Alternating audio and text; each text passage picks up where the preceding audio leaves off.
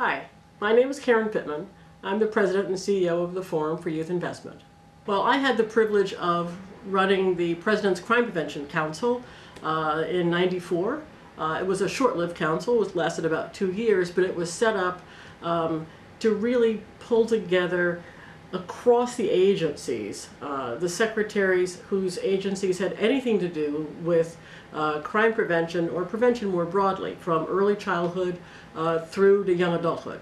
One common thing to say about prevention is it's very hard to prove that you prevented something from happening.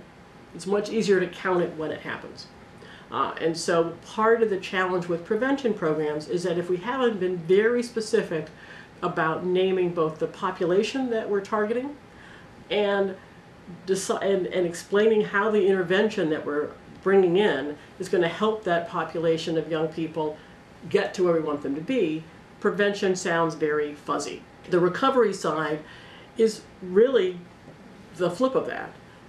Often you have young people who are coming out of juvenile justice system who have been separated from family. They're coming back into family and community. They're either coming back and being pulled into things that were what got them in trouble in the first place, or they're coming back and not being pulled into things that would be the supports that they need to have. We have to look at both. And very often we don't look at either. We just drop them, literally drop them back into the same situation, and then we're surprised when they're not successful.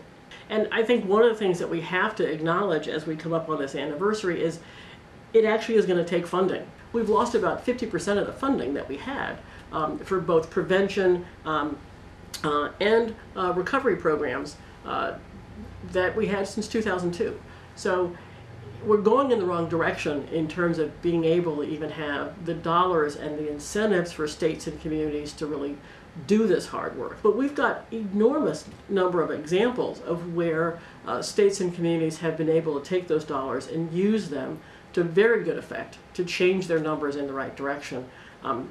Those studies and evidence are really incredible. So we have a ways to go, but we'll be going in the wrong direction if we don't put the money back into the programs.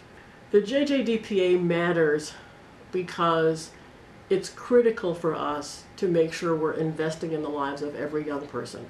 And the advances that the JJDPA put in place really allow us, if we fund them and watch them correctly, to have young people, to prevent young people from moving into the system and to get them out of the system as quickly as possible and to do well by them when they're in the system. All of those are really, really important things for us to do.